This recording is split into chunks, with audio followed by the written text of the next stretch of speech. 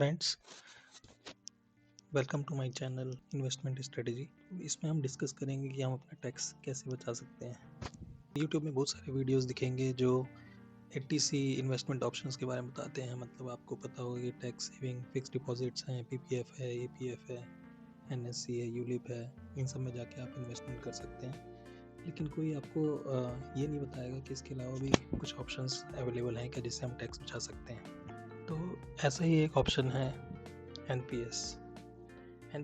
आप देख रहे हैं कि 80C इन्वेस्टमेंट ऑप्शंस की कैटेगरी में भी आता है। एनपीएस एक लॉन्ग टर्म इन्वेस्टमेंट प्लान है और ये रिटायरमेंट के समय काम आता है। तो आपने देखा कि सेक्शन 80C के तो बहुत सारे ऑप्शंस दिखे हमें, लेकिन 80CCD भी एक ऑप्शन है जिसमें हम अपनी इन्वेस्टमेंट करके एक्स्ट्रा टैक्स सेविंग कर सकते हैं। अब इसके अंदर दो सेक्शन हैं जिसके अंदर हम अपनी इन्वेस्टमेंट शो कर सकते हैं। One is section 80CCD 1B, जिसमें हम वॉलेंटरी 50,000 कंट्रीब्यूशन कर सकते हैं एनपीएस में और उसको फिर बाद में शो कर सकते हैं इनकम टैक्स में।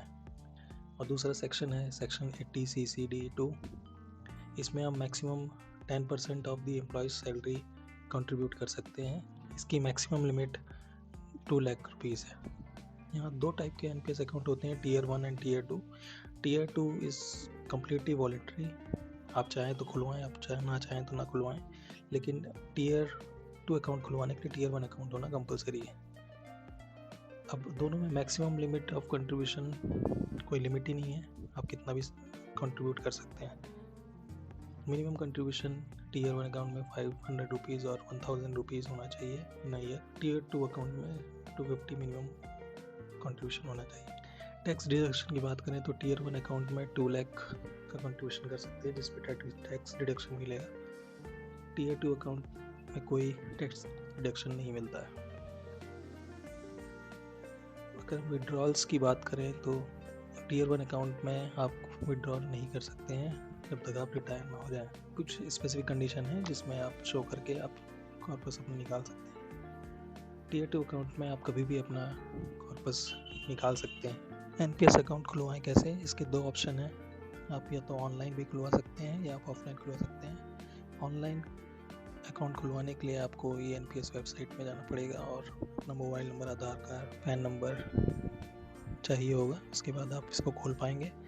और ऑफलाइन मोड में आपको nearest point of presence centre जाना पड़ेगा, पीओपी कहलाता है, और आप वहाँ जाके अपना केवाईसी करवा सकते हैं और अकाउंट खुलवा सकते हैं। इसके अलावा आप मोबाइल बैंकिंग के थ्रू भी अपना अकाउंट खुलवा सकते हैं। अगर आपकी सैलरी 10 लाख और 12 लाख पर एनम के आसपास है तो आप कम से कम 22,000 से 33,000 तक सेविंग कर सकते हैं टैक्स की इन मेथड के थ्रू। आई होप कि इससे आपको थोड़ी हेल्प मिली होगी कि आप कैसे अपना एक्स्ट्रा टैक्स सेव कर सकते हैं। Apart from 80C deduction, 80CCD में भी अपनी इन्वेस्टमेंट शो करके और टैक्स बचाया जा सकता है। आप अगर पहली बार मेरे चैनल पे आए हैं तो लाइक और सब्सक्राइब करना ना भूलें। Thank you.